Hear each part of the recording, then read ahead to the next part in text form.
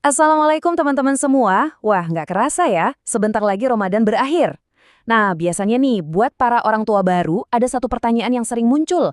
Gimana sih hukumnya zakat fitrah untuk bayi kita yang baru lahir? Tenang, dalam pembahasan kali ini kita akan kupas tuntas semuanya, dari hukum wajibnya sampai tradisi-tradisi yang sering jadi pertanyaan. Jadi, pertanyaan utamanya adalah, beneran nih bayi kita itu wajib membayar zakat fitrah? Ini bukan sekedar tanya loh, tapi ini menyangkut kesempurnaan ibadah kita sebagai orang tua dan muslim.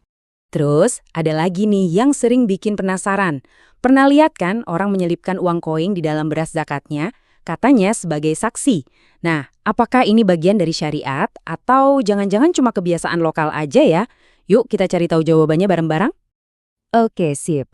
Biar nggak nebak-nebak, kita harus langsung lihat ke sumbernya. Gimana sih dalilnya?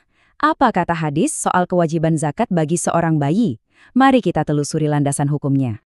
Oke, pertama-tama kita harus samain persepsi dulu ya. Zakat fitrah ini beda banget sama zakat ma'al atau zakat harta. Zakat fitrah ini sering disebut zakat jiwa atau zakat badan. Nah, kuncinya di situ teman-teman. Kewajibannya itu melekat pada setiap jiwa muslim, bukan pada hartanya. Nah ini dia nih dalil pamungkasnya. Jelas banget kan? Hadis dari Abdullah bin Umar yang diriwayatkan oleh Bukhari dan Muslim ini nggak pakai abu-abu. Coba deh perhatikan kata yang ditebalkan itu, anak kecil. Ini adalah bukti yang super kuat secara eksplisit menyebutkan kalau kewajiban zakat fitrah itu berlaku untuk semua anak tanpa terkecuali, termasuk bayi yang baru lahir sekalipun. Jadi intinya gini, gampang kok. Selama seorang anak muslim itu hidup, bernyawa, pada waktu yang telah ditentukan, maka kewajiban zakat fitrah otomatis melekat pada dirinya. Nggak ngaruh umurnya berapa, dia punya harta atau enggak, atau dia sudah paham atau belum.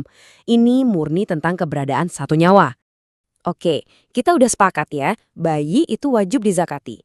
Pertanyaan lanjutannya, kapan presisnya kewajiban itu muncul? Dan yang paling penting, siapa nih yang bayarin? Kan nggak mungkin bayinya sendiri, hihihi. Ya jelas, seorang bayi kan belum bisa ngapa-ngapain. Makanya, syariat membebankan kewajiban ini kepada walinya, yaitu orang tua yang menafkahinya. Dalam struktur keluarga, umumnya sang ayahlah sebagai kepala keluarga yang mengambil tanggung jawab untuk menunaikan zakat bagi seluruh anggota keluarga yang menjadi tanggungannya, termasuk si buah hati. Sekarang soal waktu, ini krusial banget, jadi jangan sampai salah ya. Para ulama menetapkan waktu wajibnya itu saat terbenamnya matahari di hari terakhir Ramadan.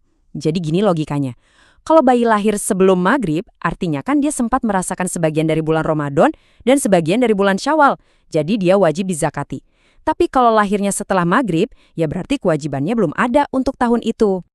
Kita masuk ke topik yang sering jadi bahan diskusi hangat nih. Bayar zakat fitrah itu enaknya pakai beras, sesuai contoh dari Nabi, atau boleh pakai uang tunai aja biar lebih praktis.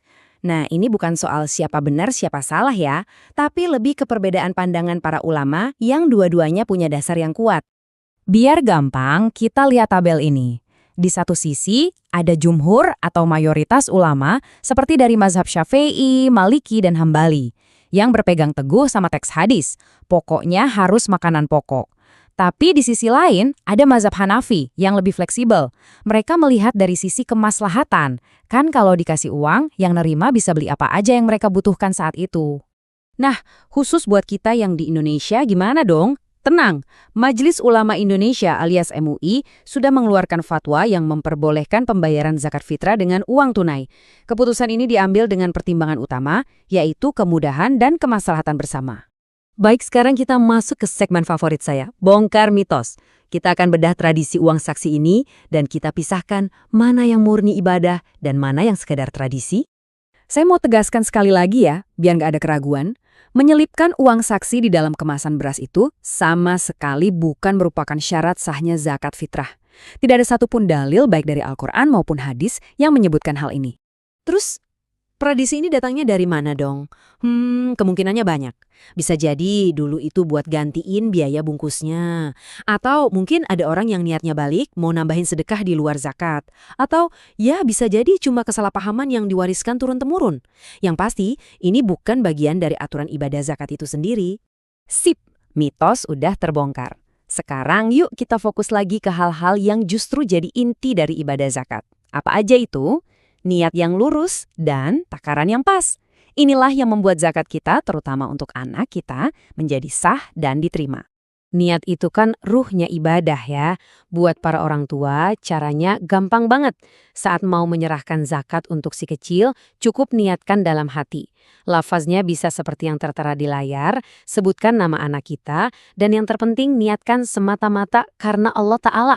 Udah, sesimpel itu. Oke, soal takaran. Berapa sih standarnya? Nah, yang umum dipakai di Indonesia sesuai anjuran mayoritas ulama dan lembaga zakat itu minimal 2,5 kilogram makanan pokok. Buat kita di sini, ya berarti beras. Tapi, biar lebih afdol dan buat jaga-jaga, ada yang namanya prinsip ikhtiyat. Maksudnya, biar kita yakin takarannya nggak kurang sama sekali, sangat disarankan untuk melebihkannya sedikit. Jadi, 2,7 kilogram atau bahkan 3 kilogram. Ini adalah praktek yang bagus banget. Dan satu lagi poin yang gak kalah penting, kualitas. Usahakanlah beras yang kita zakatkan itu kualitasnya sama dengan yang kita dan keluarga makan sehari-hari.